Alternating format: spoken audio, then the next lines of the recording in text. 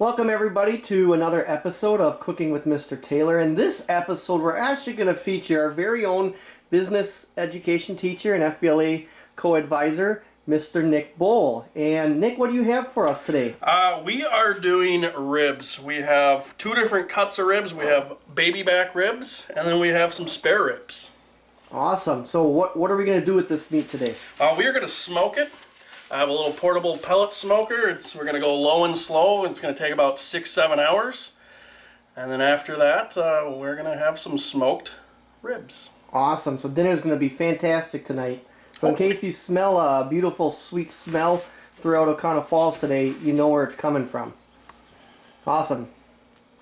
We have two different cuts of ribs here. The first one is a baby back. Second one is a spare rib. If the pig's head is here, pig's tutor is here.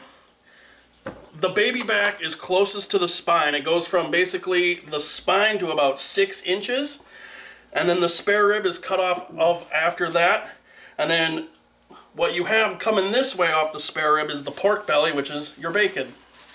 What we're going to be doing, I already kind of trimmed this up. We're going to be putting our seasonings on here. Everything's trimmed up. The first thing that we're going to do before we put our seasonings on here is there's a membrane on the back of the ribs. It's not a very good tasting membrane, so we're going to take this off. We're going to just peel it off. It actually is kind of a little finicky at times. Haha! You can just peel that thing right off. So that one probably will come off easier than... Yeah, typically. Alright. Now that we have the membrane peeled, we are going to season this. First thing that we're going to do, and a lot of people freak out, I know I did. is you're going to just put a little layer of yellow mustard on it. Oh boy. And what this does is it acts as a binding agent for your seasoning. A lot of the times in the cooking process, when you're rendering out all the fat and the juices, it's going to take the seasoning with it. The mustard, and you can use, there's other different types of binding agents out there. I like the mustard. You don't taste it at all. But the mustard will keep your seasonings on the meat, on the ribs, so that you get that nice bite when you bite into those ribs. And again, you will not taste the mustard. Again, a lot of people freak out because they see yellow mustard on ribs. You can use mustard on anything. Ribs, beef. You do not taste it after you cook it. Other binding agents, I think a lot of people use olive oil. They'll olive oil their meats. I don't like that. I just like the mustard. I think the oil kind of crispens it a little bit. Once we have our mustard on there, we're going to apply our seasoning. Okay. We have a couple of different seasonings that we are going to add. The first one is just a basic Lowry seasoning salt. It's just got salt, maybe a little garlic in there. And we just apply a nice fine coat to that. We're going to apply a nice fine coat to this.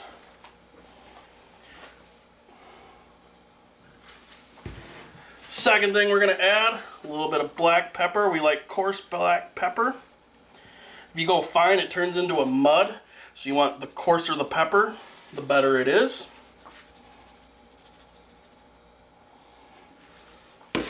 Then the last thing, I'm only going to put it on one of the ribs here. It's a little cayenne pepper. It's going to give it a little bit of kick. If you like that spicy heat to it, cayenne pepper is your best friend. You can add whatever it is that you want to your ribs. We're going to add some Famous Dave's rib rub to this baby back. It's going to be kind of more of a sweeter type of rub. It's got a little sugar in there. Brown sugar, white sugar, and it's got some garlic and some salt with it as well. We're actually going to flip it over barbecue, and we'll apply it to the bottom. When you bite into ribs, the first thing you taste is actually the bottom of the rib. So this side is what you want that first bite to taste like. And then you come through, as you come through, then you get to your salt and your pepper. I'm just gonna finish this one up, a little S&P. I'm just a salt and pepper kind of person. I don't like there's many different rubs out there. Right, and you got the smoke flavor too that we want to come through this as well. Right. A lot of different flavor elements for our palate. It's all ultimately up to you and what you like the most. Like I said, I'm a salt and pepper, keep it plain and simple. I do like a little heat, so the cayenne pepper is good. But if you go down the spice aisle at Walmart, at Woodman's, they have many different types of commercial rib rubs. You can even make your own rib rub. The one thing I don't like about some of the rib rubs is they add sugar. I'm not a big believer in a rib rub that has sugar in it, because you run into two different problems. One is you're going to be putting barbecue sauce on it, so it's going to be naturally sweet to begin with. And then the second is you got to be careful when you cook it. If you cook sugar too fast, it'll crystallize and it'll harden, and you'll get that burnt sugar taste. So you really got to manage your temperature when you are cooking meats, and if you have like a sugary rub with that. That's why I tend to stay away from it, but ultimately it's up to you. So do you have the grill and smokehouses all running right now? You gotta kick it up to 250. Awesome. So they're just about ready to go, or are we? Yeah, it'll take like 2 minutes to get it up to 10. Awesome. The grill, I'll show you a little about the grill here when we go out there. All right. So what we got here is our pellet smoker. It's an electronic pellet smoker. It feeds these food grade pellets into the igniter box underneath all of our grates and everything. And it heats up our grill. This is a Green Mountain Grill brand. There's bigger. This is a portable size Davy Crockett. There's bigger types of grills out there. Kind of the cat's meow is the Traeger. The Traeger is kind of the name brand for the electric pellet smoker.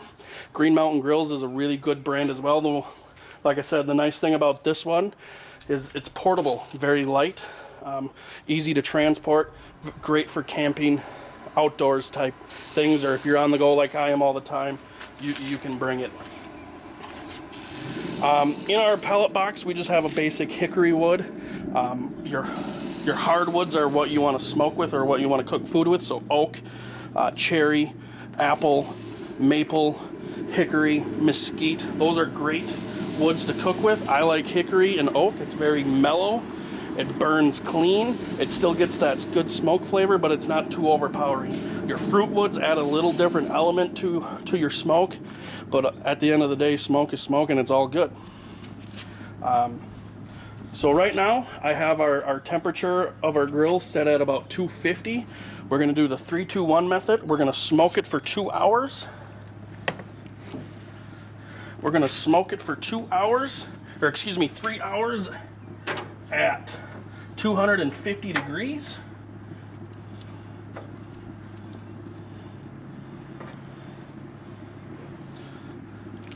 And then after 3 hours, we're going to pull it, and then we're going to wrap it in tin foil. Aluminum foil. Aluminum foil, not tin foil. Aluminum foil. We're just going to let this sit. The nice thing about this grill, and a lot of grills, it's Wi-Fi controlled. So if you have this connected to a Wi-Fi, there's an app on your phone. You can always check the temperature. You can check, there's a meat probe, a thermometer. You can always check your food temperature at that. The biggest thing when you are barbecuing is temperature control. If you get it too hot, you're gonna burn it. If you get it too low, it's not gonna cook fast enough. The key when you're cooking anything or barbecuing anything is to find that low and slow temperature. We wanna render all that fat out. That's how you get all the juiciness, the tenderness of the meat. So 250 is right where we wanna be. We're gonna just let this go for about 3 hours. Awesome. Okay, we're about a half hour into our cook. We're going to put a little spritz on our meat. It's just an apple juice and water concoction. So when you cook, The heat forces the moisture out of the meat, and we want to put that moisture back in so that it doesn't dry out. Where everything's looking good, we're right where we need to be. We're just going to, like I said, spritz our meat, get that moisture back into it. And we're going to do that about every half hour. So it's been about 3 hours. Our ribs are looking really, really good. It's got the nice red mahogany color that we're looking for. The fat started to render. It's still moist. Our spritzing helped keep it moist so it hasn't dried out at all. So what we're going to do for 2 hours is we are going to wrap our ribs in tin foil. I laid out 2 sheets of tin foil here, put a little apple juice. You can mix a little water. A lot of people like to put brown sugar and honey on this. I don't. Again, I'm not a big fan of the sugar. But this is when a lot of people likes to put brown sugar and honey on it. We're going to put it meat side down. And what's going to happen is when we cook it, all the juices from the fat, all the apple juice, it's going to create like a steam effect, and it's going to finish off this cooking process and keep it nice and tender for us. So, like I said, I got a little apple juice in here. We're just going to wrap.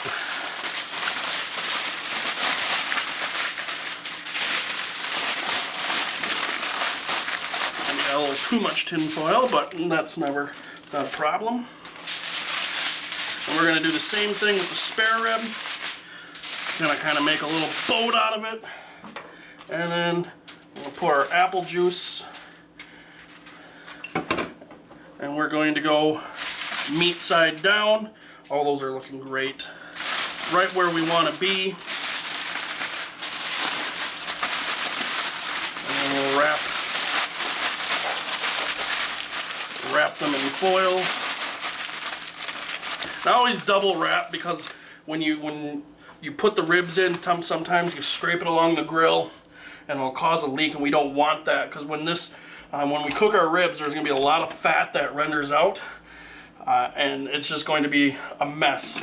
We want to keep those juices, we want to keep all that moisture inside, so that's why we go 2 layers of tin foil, and we're going to go back on the smoker for 2 hours. So after 2 hours of having them cooked as they're wrapped, we're going to take these out, and they look wonderful. The bones are starting to pull away from the meat. That's exactly what we want. We got an hour left, if that. We're gonna sauce them. So I'm gonna just kind of take these off. We're gonna be putting Carolina barbecue sauce on them. It's a sweet sauce, and then we have a Carolina mustard. It's not really a mustard. It's very sweet. It's kind of like a gold sauce that you'll find like at Indoozies or someplace that's very similar. It's still sweet, got a little pepper to it. I like it. We'll do the other one. This is more of a honey barbecue. And then we'll just take them out. Take a look at that. Oh, I can smell it. Too bad you can't smell on camera. Take a look at that. Woo-da. Look at that color on the ribs. They're nice, and that mahogany color that we're looking at. It's got a nice little glaze over it. Now we're going to just add our barbecue sauce to it. Wally wants this one. We'll just paint some barbecue sauce on it. We're going to do this 2 or 3 times, about every 10-15 minutes or so. And after about 45 minutes to an hour, we'll pull it, let it rest, and then we'll eat. I like using this little paintbrush. You don't want to put too much on right away, because then it'll lump up and get sticky and gross and whatnot. Rinse that off. Now we'll go with the gold. It's going to change the color a little bit, which is fine. But this sauce, I like it.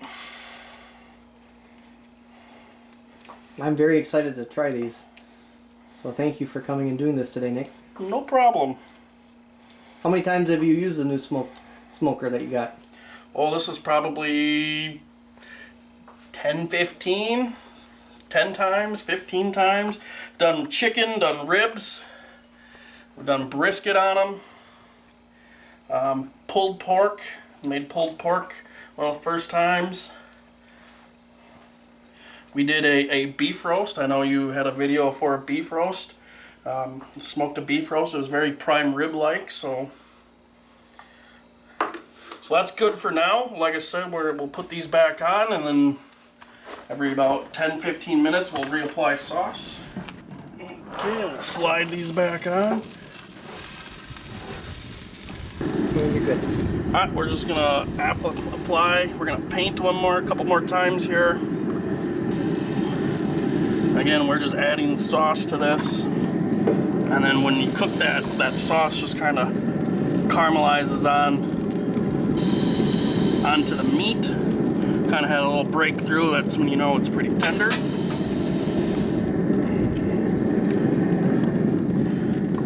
But I like to go just small layer at a time with the sauce. How many layers will you put on? You can do three or four. It really depends on how much, if you like sauce or not. I like doing 3 or 4. I'm doing it about every 10 minutes. It just kind of sets that sauce so it's not running all over the place. That's all you got to do. That's really it. And kind of just get the little corners there. Go ahead. All right, so the last thing that we did after 2 or 3 paint jobs with the barbecue sauce is we pulled it off. And we are going to let it rest for about 20 minutes. And by letting it rest, we're just going to let it sit, kind of cool off, because what ends up happening when you cook it, it's pushing out all the moisture. When you let it rest and you take it away from the heat, those muscles relax and it sucks that moisture back in, and that's where you get all that juicy, goody flavor. So we're just going to let it rest for about 20 minutes, and then we're going to cut it up. Go. As you can see, Mr. Taylor already started taking his slab. Yeah, I jumped the gun before I started the video.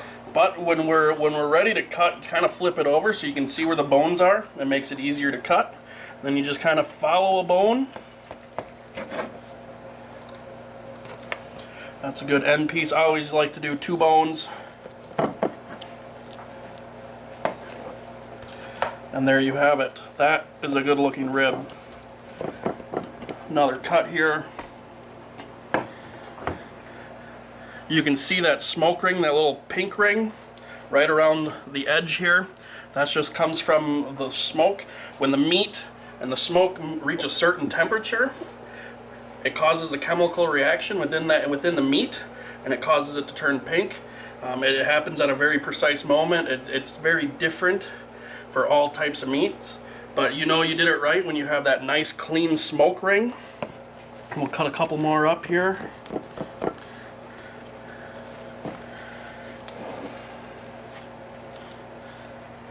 And there you have it again. These are our spare ribs, as you can see down there.